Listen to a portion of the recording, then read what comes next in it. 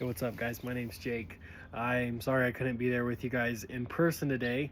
I actually live down in New Mexico. I work in an ICU here, and as you guys are watching this video, I am actually at work. So you guys are just gonna have to bear with this boring video and deal with it, okay? So we're gonna talk about what you do in a pinch. I hope that you all go out and you find a tourniquet, you buy it, you put it in your car, your backpack, or whatever. You have it handy, okay? It really can save a life, and you guys know how to use it.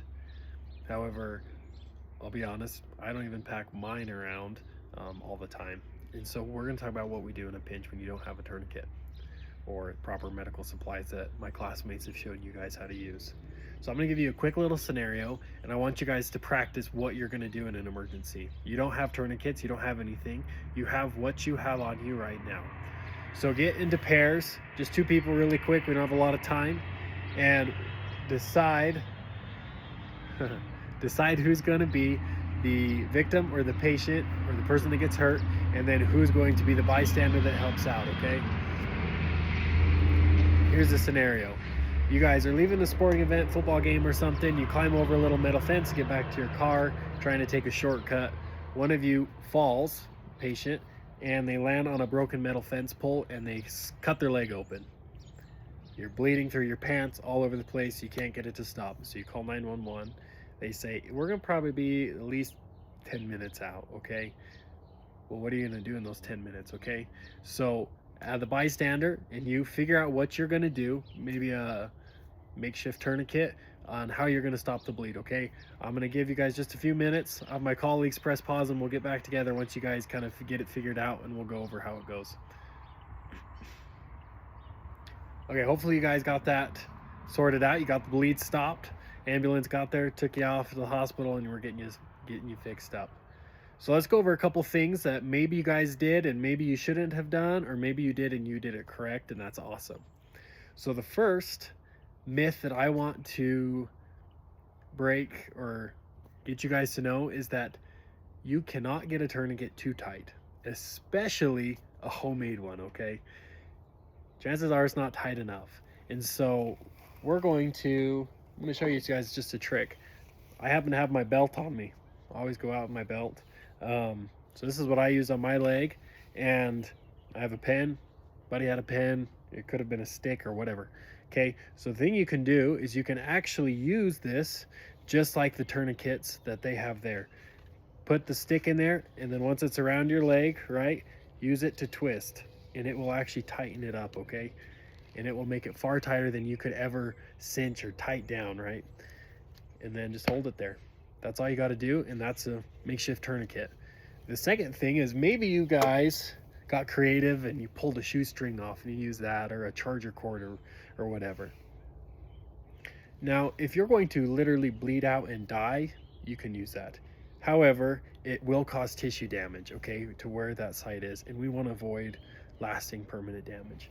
And so you should try to find something that is at least 1.5 inches to 2 inches in width, okay, to distribute that pressure.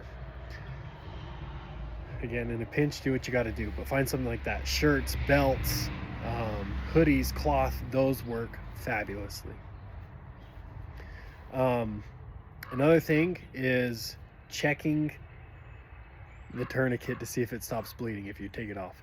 Don't touch the tourniquet once it's on.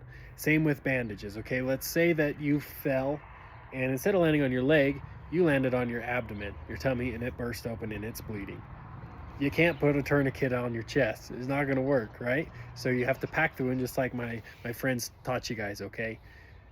Same thing. If you do, you aren't gonna have bandages, you're not gonna have gauze, right? So use clean cloth, use a shirt, use a hoodie, use a blanket, use whatever you have and pack it.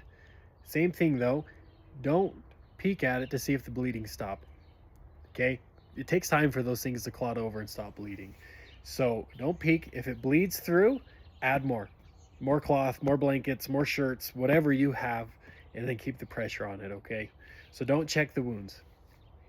Another couple things that maybe you guys want to consider, you know, depending on who's hurt, is I imagine none of you guys put on gloves or did anything to protect yourselves. Now, again, this is less than ideal, but if you don't know the person, try to find some way that you guys can protect yourselves as well. You know, plastic sacks from the grocery store work fabulous, cloth, any kind of wrapper.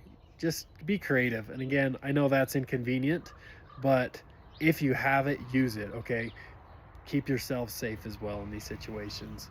I hope that none of you guys ever find yourselves in a scenario that you guys need to stop this kind of bleeding. But if you do, I hope you guys can think quick, okay? The more time it's bleeding, the less likely the outcome is going to be positive, okay? So get that bleeding stopped, apply the pressure, get a tourniquet on it, get that wound packed, and get them to medical attention, okay? The last thing I do want to touch on, and this is the same as if you had a tourniquet, note the time that you guys applied it, okay? I am very impressed if any of you guys thought to when we ran through the little scenario that you noted the time that you put it on, okay?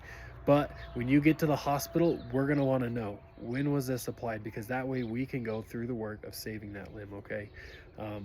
I hope you guys learned something today and that you guys go and take it and use it in your everyday lives, okay? Thanks for enduring the video and being here for this class.